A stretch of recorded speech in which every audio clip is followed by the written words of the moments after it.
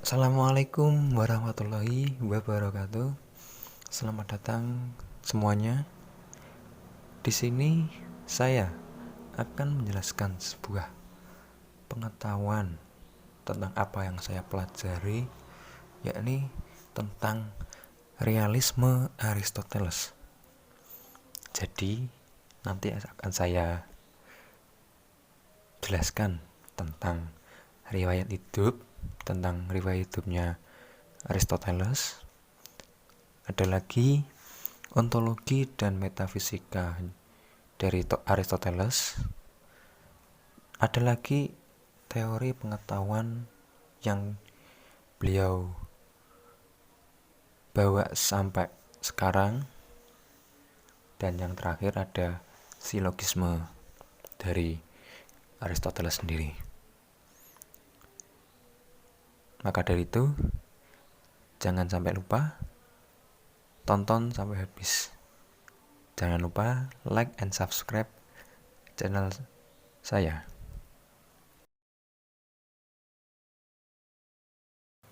Yakni yang pertama akan saya jelaskan sedikit tentang riwayat hidup dari Aristoteles.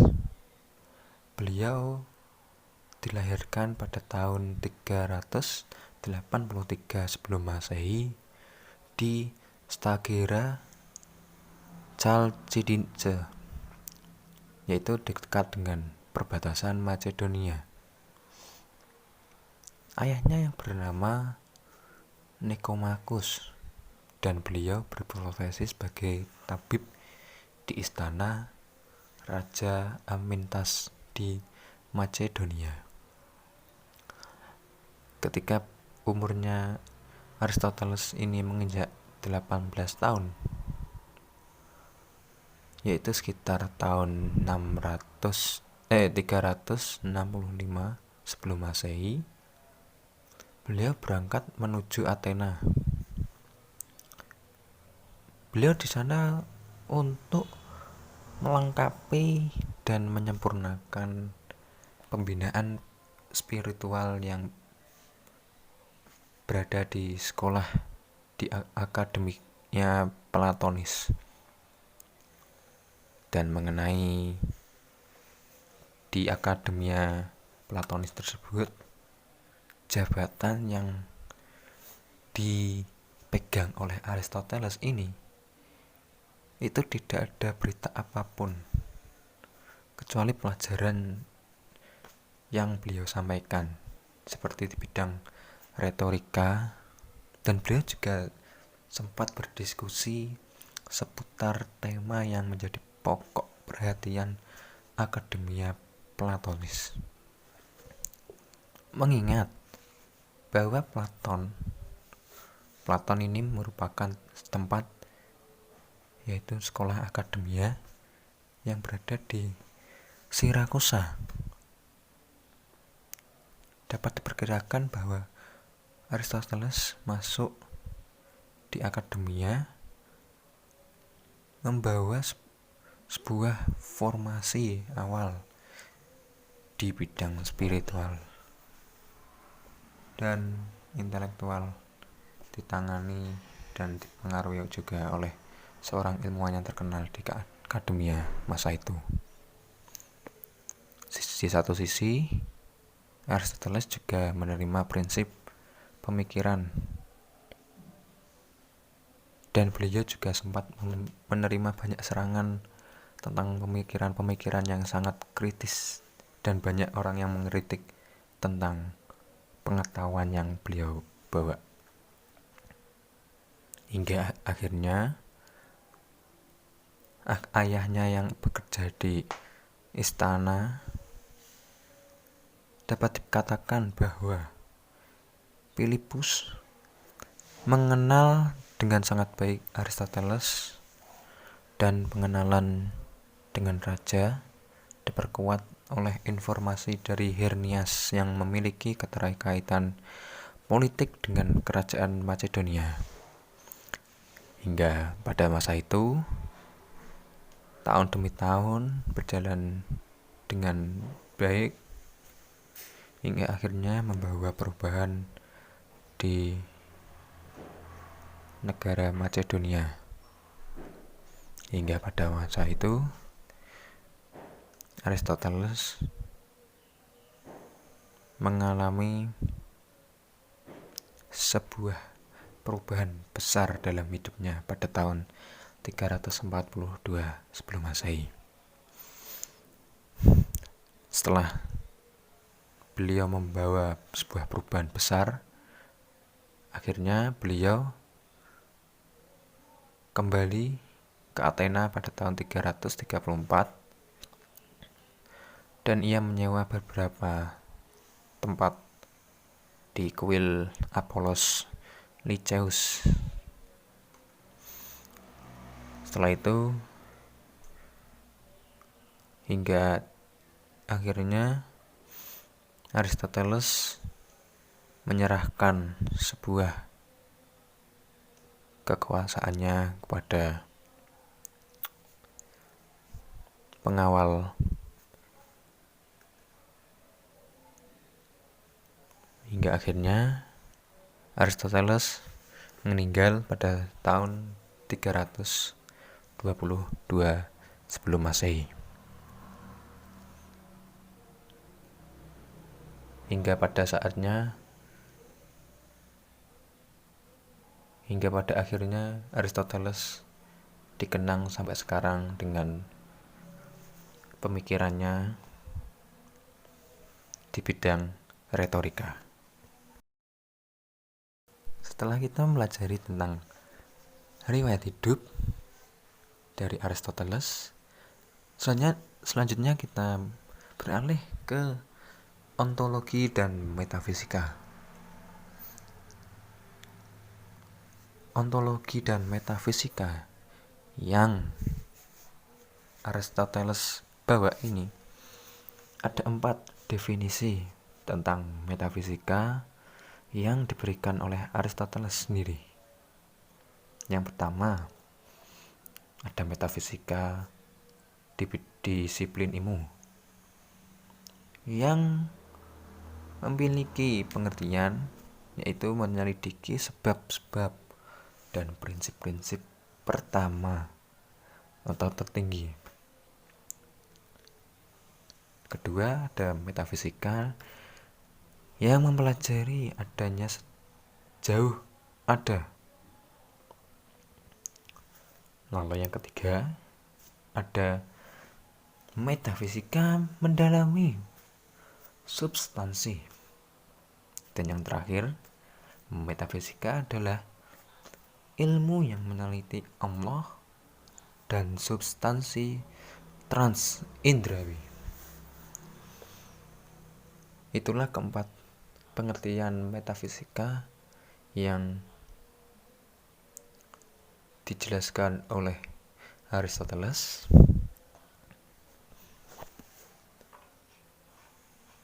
Dari keempat tersebut mengenai tugas metafisika sejalan dengan pencaharian para filosof sebelumnya, hingga pada akhirnya jawaban Aristoteles merupakan sebuah solusi atas persoalan itu. Definisi yang pertama merupakan jawaban dan rangkuman atas Arce, prinsip eziologi dan causa prima yang dicari oleh para filosof kosmologis dan Platon. Pengertian yang kedua merupakan jawaban dari sintesis atas perenungan Parmenides dan Platon. Definisi yang ketiga mengenai ousia merupakan jawaban atas monis Meleatis.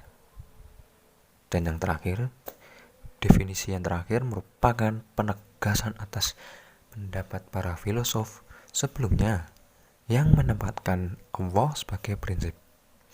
Dari keempat definisi metafisika ini saling berkaitan dan harmonis. Semuanya bergabung jadi satu menjadi pengertian yang sangat lengkap.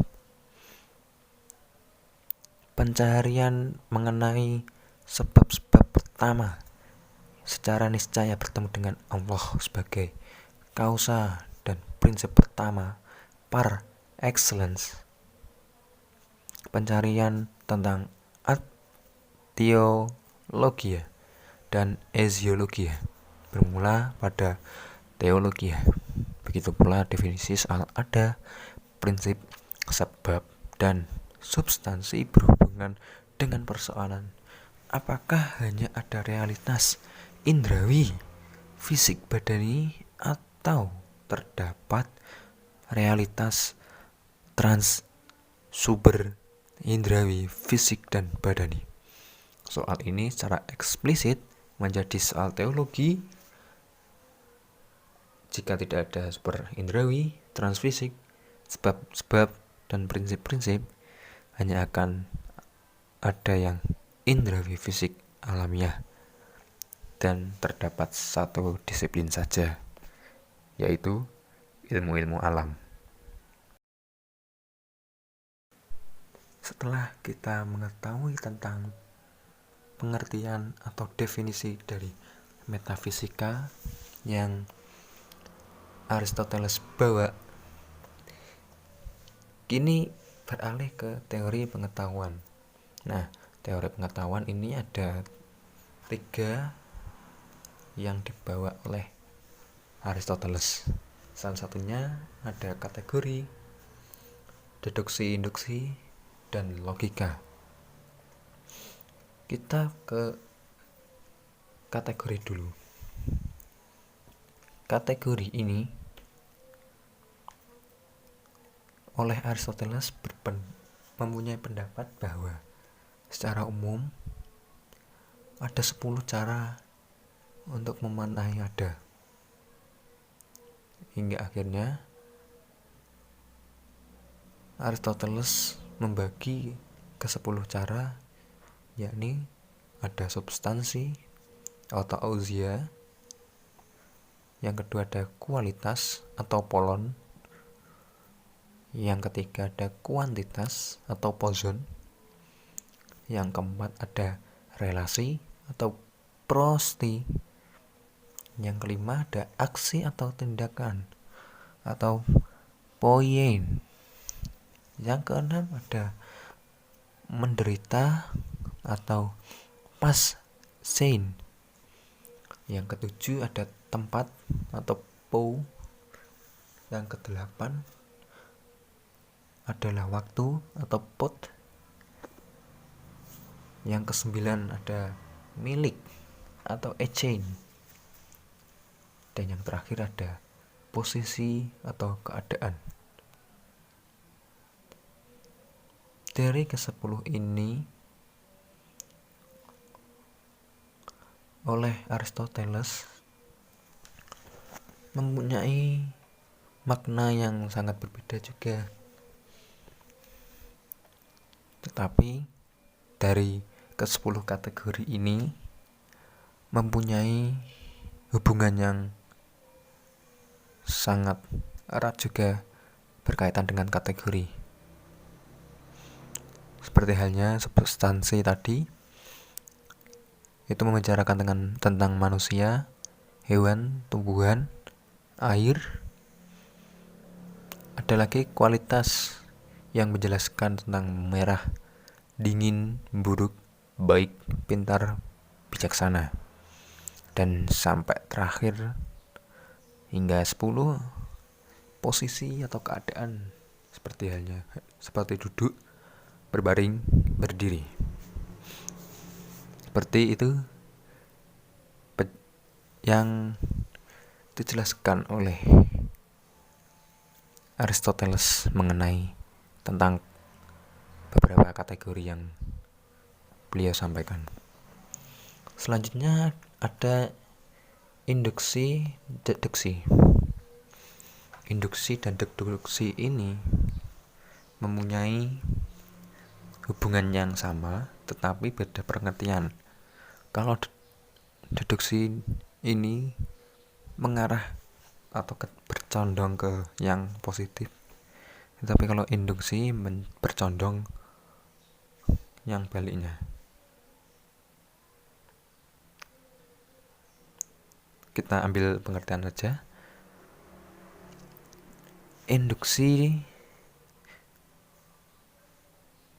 ini dimaknai sebagai pola penalaran yang bertitik tolak dari hal-hal partikular, dan daripadanya ditarik suatu kebenaran universal.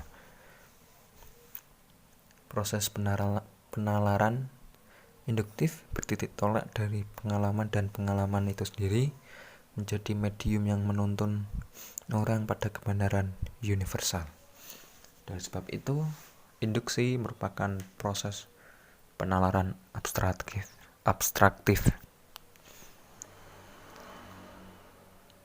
Selanjutnya ada teori pengetahuan yang terakhir, yakni ada logika.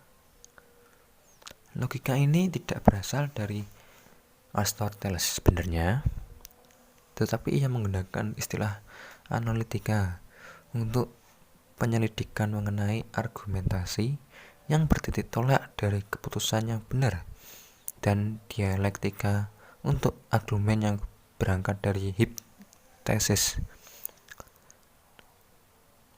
Dialektika dibahas dalam buku Topika, sedangkan analitika dibicarakan dalam analitika prioria dan analitika poreria. Nama logika diusut yaitu berasal dari Alexander Aprodisias. Nah, dari ketiga teori pengetahuan yang diambil atau yang di pengertian oleh Aristoteles ini masih kuat atau masih ada hubungan dengan filosof-filosof yang terbaru sampai saat ini. Masih ada hubungan pengertian atau hubungan filosof yang sampai saat ini.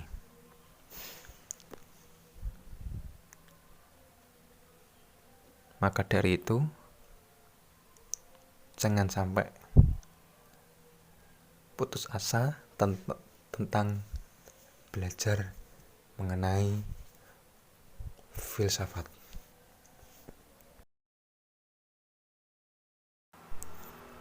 Dan yang terakhir ini ada silogisme. Nah, silogisme ini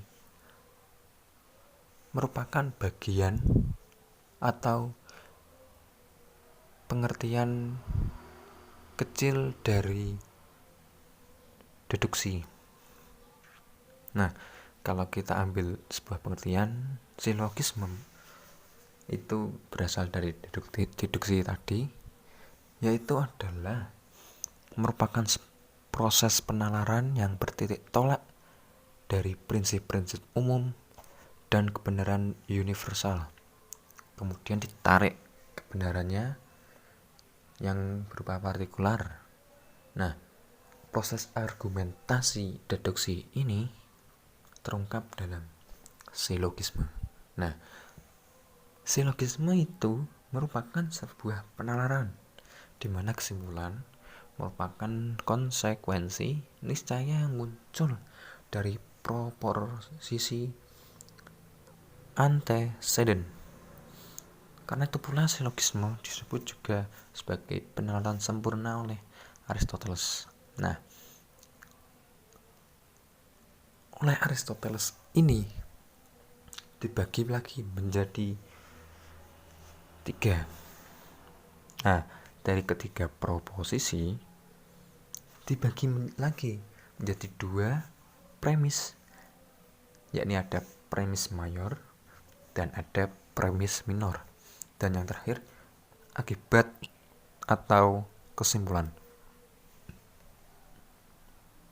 Adapun premis tersebut adalah sebab turunan dan bukan sebab kebenaran dan keliruan. Mengingat juga kesimpulan baru harus mengikuti begitu saja proposisi as antecedent. Ya, itu saja dulu dari saya mengenai tentang pengertian Aristoteles, mulai dari riwayat hidupnya beliau, ontologi dan metafisika, dan ada lagi teori pengetahuan, dan yang terakhir ada silogisme. Mungkin dari keempat itu tadi bisa menambah wawasan atau seputar bacaan yang kalian pelajari. Semoga apa yang kalian cari mengenai seputar Aristoteles berikut mungkin bisa menambah suatu wawasan atau bacaan kalian. Sekian dulu dari saya. Apabila ada salah kata maupun perbuatan, baik yang disengaja maupun tidak disengaja, mohon maaf yang sebesar-besarnya. Jangan lupa like and subscribe channel ini, mungkin bisa menambahkan suatu wawasan yang lain lagi. See you next time and thank you. Wallahu muwaffiq ila aqwamit thoriq. Assalamualaikum warahmatullahi wabarakatuh.